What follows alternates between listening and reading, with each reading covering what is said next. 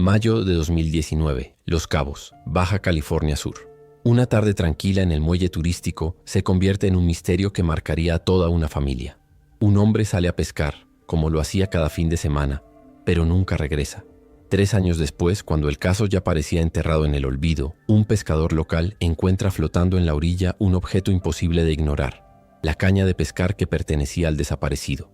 En el puerto de Cabo San Lucas, donde el sol golpea fuerte contra las lanchas ancladas y el aire huele a sal mezclada con gasolina marina, vivía Julián Herrera, un hombre de 42 años, padre de 2 hijos adolescentes y reconocido entre sus vecinos por su paciencia infinita para la pesca.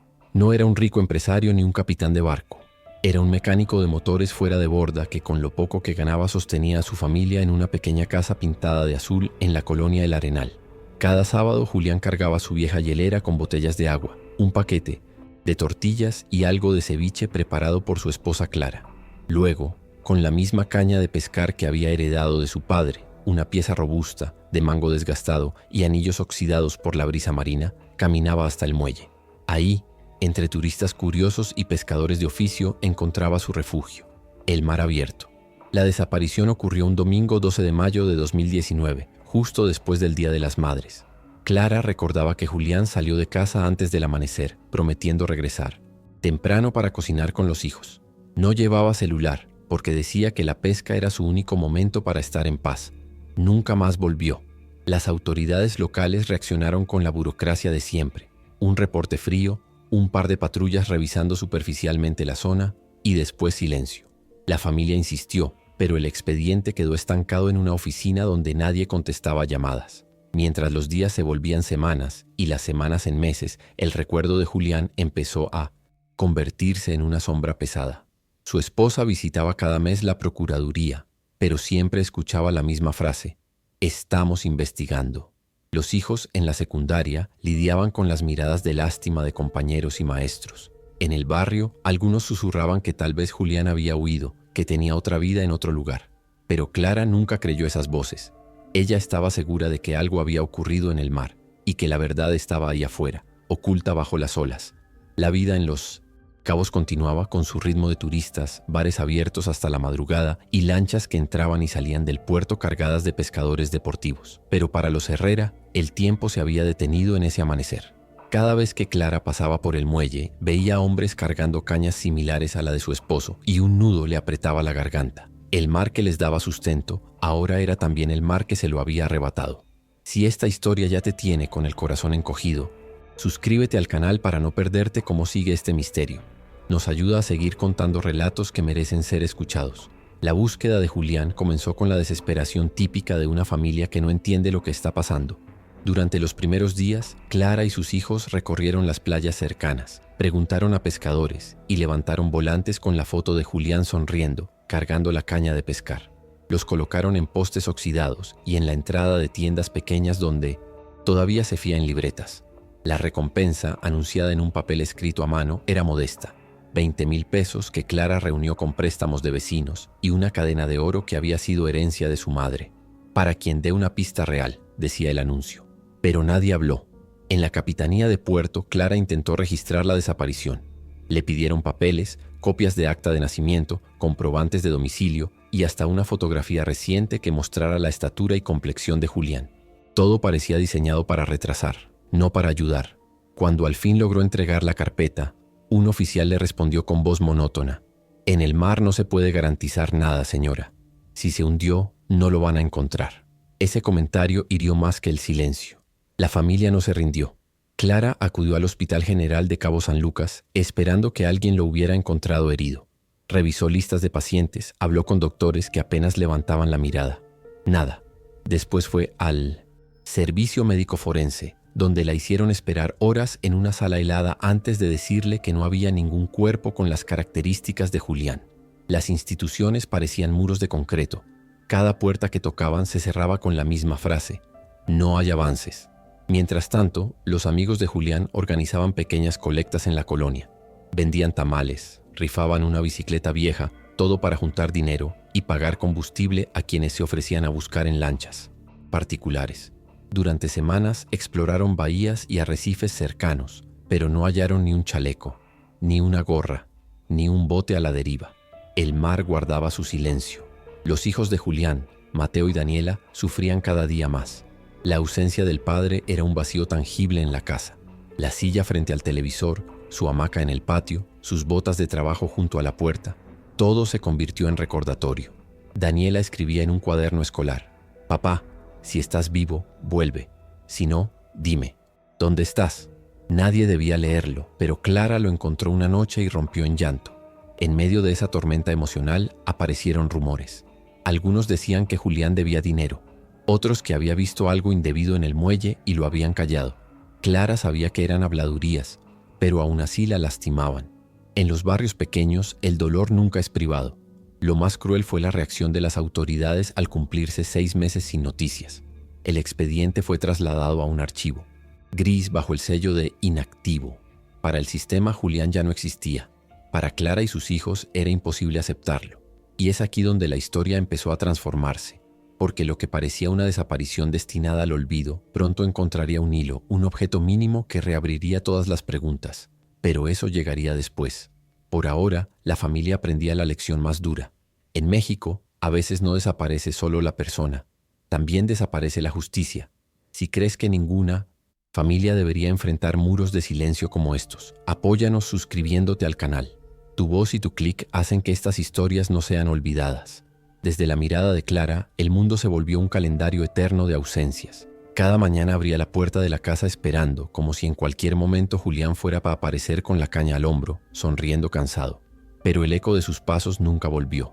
En el mercado, las señoras que antes le preguntaban por recetas de ceviche, ahora solo la miraban con compasión. Esa compasión dolía más que la indiferencia.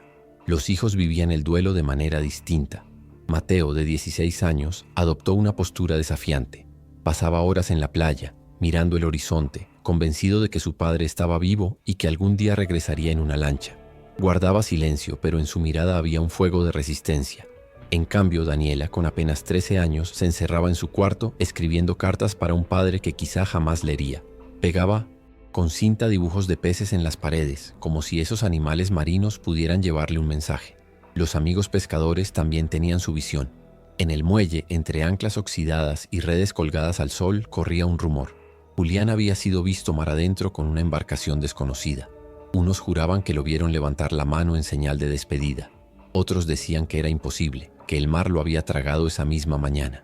Cada testimonio contradecía al otro, pero todos coincidían en algo. Julián no era el tipo de hombre que abandonara a su familia. En los pasillos de la Capitanía de Puerto, el caso era apenas un número de expediente. Un oficial rascaba con la pluma la superficie de su escritorio mientras repetía a quien preguntaba: «No hay novedades». Para ellos, la desaparición de un pescador más no alteraba el pulso turístico de Los Cabos. La economía del destino dependía de las sonrisas de los visitantes, no de los dramas de las familias locales. La perspectiva de la comunidad, sin embargo, era distinta. Para muchos, Julián representaba la lucha diaria del trabajador humilde, el que madruga, el que no se rinde. Su desaparición era una herida colectiva. Los vecinos organizaban rosarios frente a la Casa Azul, encendían velas y repetían oraciones mirando hacia el mar. La fe era el único salvavidas al que podían aferrarse. El mar mismo parecía volverse un personaje en la historia. Cada ola que golpeaba la costa recordaba su fuerza implacable, su misterio insondable. Para Clara, ese océano que tantas veces había alimentado a su familia se convirtió en enemigo, un abismo que le había robado lo más preciado.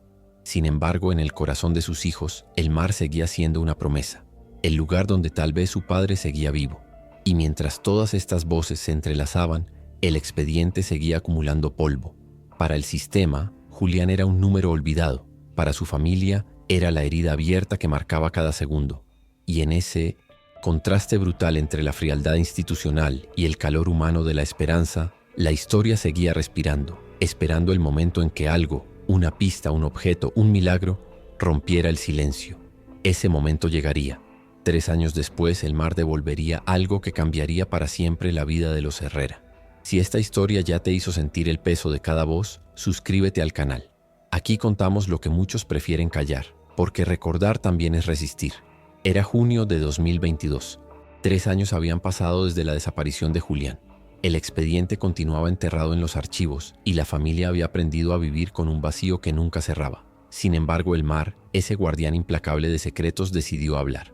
Una mañana, don Rogelio, un pescador veterano de la playa El Médano, caminaba por la orilla recogiendo carnada cuando notó algo extraño entre las algas y la basura arrastrada por la marea. Era una caña de pescar corroída por la sal, pero todavía firme. El mango de madera, gastado en forma de semicírculo, tenía una marca que lo hizo detenerse. Las iniciales JH grabadas con un clavo oxidado. Se quedó helado. Rogelio conocía bien esa caña. Había visto a Julián decenas de veces sentado en el muelle, lanzando su anzuelo con la paciencia de siempre. No tenía dudas, esa caña era de él. El hallazgo corrió como pólvora en el barrio. Clara no podía creerlo cuando la tuvo en sus manos. Acarició el mango como quien acaricia un recuerdo. Sus hijos rompieron en llanto. No sabían si era un consuelo o una condena. La caña estaba dañada, cubierta de conchas marinas, pero era inconfundible. Era como si el mar hubiera devuelto un pedazo del hombre que les arrebató. Clara corrió con la caña a la procuraduría.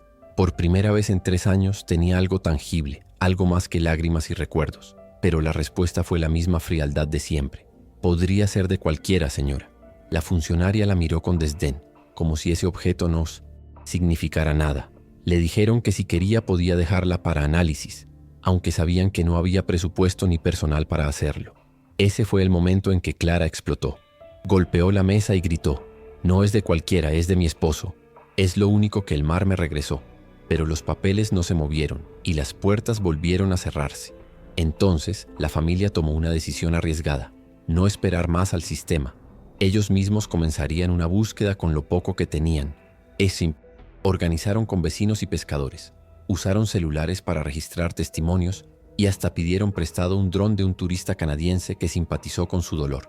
Querían recorrer desde el aire las zonas donde la corriente pudo haber arrastrado la caña. El hallazgo del objeto reavivó viejos temores.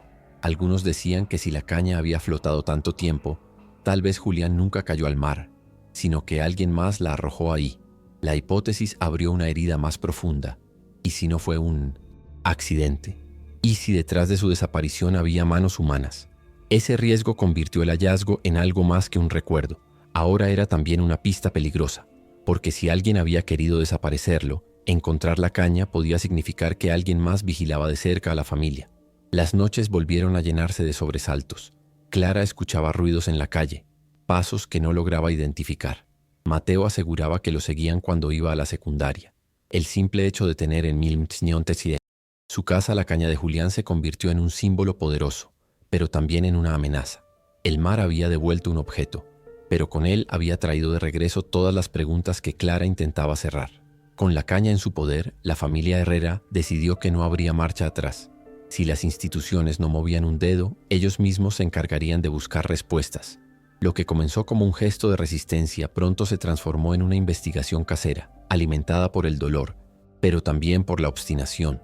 Clara organizó una libreta en la que registraba cada detalle: la fecha en que apareció la caña, las corrientes marinas que podrían haberla arrastrado, testimonios de pescadores que conocieron a Julián. Todo quedaba escrito como si fuera una detective improvisada. Mateo, con apenas 16 años, comenzó a recorrer el muelle entrevistando a marineros.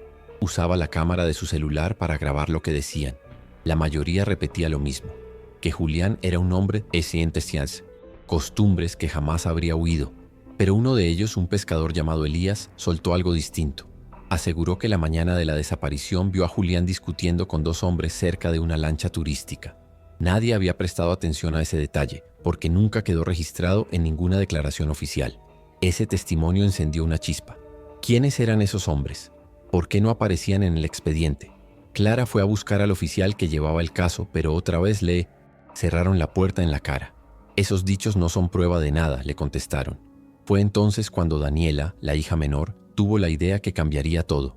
Pidió prestada la computadora de una amiga y comenzó a revisar foros de pescadores en línea. Ahí encontró algo inquietante. Un grupo de turistas había publicado fotos de su viaje en mayo de 2019, justo el día de la desaparición. En una de las imágenes, al fondo, apenas visible, se veía a un hombre delgado con sombrero y caña en la mano. Clara casi se desmaya al reconocerlo. Era Julián, minutos antes de desaparecer. La foto mostraba también una lancha blanca con un nombre pintado en letras azules: Sirena del Pacífico. Ningún reporte oficial había mencionado esa embarcación. Con la caña en una mano y la foto en la otra, Clara sintió que el corazón le estallaba. Ya no era un recuerdo ni una sospecha. Era una pista concreta, una prueba visual de que Julián no se había perdido solo en el mar. Alguien más estaba allí. Ese momento marcó el clímax de la historia. Lo que había empezado como una desaparición trágica ahora se revelaba como un misterio mucho más profundo, donde el mar era testigo, pero no el único responsable. La caña no solo había regresado como un objeto sentimental, era la llave que abría una puerta peligrosa, detrás de la cual se escondía la verdad que Clara y sus hijos habían esperado durante 3 largos años. Esa noche la familia se reunió en la mesa de la cocina. Pusieron la caña en el centro, como si fuera un altar, y junto a ella la foto impresa en papel. El silencio era tan pesado que se podía escuchar el tic-tac del reloj. Clara, con voz firme, dijo: «Si Julián está en esa lancha, tenemos que saber quiénes estaban con él. No vamos a parar, aunque nos quieran callar». El misterio había dado un giro irreversible. Ahora no solo buscaban a un hombre, buscaban justicia. ¿Quieres saber qué descubrió la familia Herrera al seguir la pista de la lancha Sirena del Pacífico? Suscríbete ahora y acompáñanos en este viaje hacia la verdad. Tu apoyo es nuestra fuerza. La pista de la lancha Sirena del Pacífico no llevó a un hallazgo inmediato, pero sí transformó algo esencial. Devolvió a la familia Herrera la certeza de que Julián no se había desvanecido en el vacío. Su ausencia ya no era un misterio sin rostro, sino un camino con huellas que podían seguir. Durante meses, Clara, Mateo y Daniela continuaron recopilando testimonios, reuniendo fotos, preguntando en foros y acercándose a pescadores que al principio habían callado por miedo. Lo que obtuvieron nunca fue suficiente para abrir oficialmente el caso, pero sí bastó para algo aún más poderoso: darle dignidad al recuerdo de Julián. La caña de pescar, esa pieza corroída por la sal, se convirtió en un símbolo en la comunidad. Los vecinos comenzaron a dejar flores junto a ella, como si fuera un pequeño altar. Cada vez que alguien la veía, recordaba no solo a Julián, sino a todos los que habían desaparecido sin explicación en las costas de México. La familia entendió que el mar no solo guarda tragedias, también guarda memorias que regresan cuando menos se esperan. Un día, mientras contemplaban el horizonte desde el muelle, Daniela le preguntó a su madre: «Mamá, ¿y si papá sigue allá afuera en alguna parte?». Clara la abrazó fuerte y le respondió con lágrimas en los ojos: «Mientras lo llevemos aquí», dijo señalando su pecho, «tu papá nunca se va». Esa frase se convirtió en la fuerza que los sostuvo. Comprendieron que la justicia no siempre llega desde un escritorio ni desde una oficina. A veces llega en forma de un objeto encontrado, en una fotografía borrosa o en la voz de un testigo que se atreve a hablar. Lo importante es no rendirse, no dejar que el olvido sea más fuerte que la memoria. El mar, implacable e infinito, nunca devolvió el cuerpo de Julián, pero al entregar su caña permitió que su historia volviera a la superficie. Y para su familia, eso fue suficiente para seguir adelante, con el corazón marcado pero también con la esperanza intacta. La moraleja es clara: cuando todo parece perdido, la vida tiene formas misteriosas de recordarnos que ninguna desaparición es completa mientras haya alguien dispuesto a seguir buscando.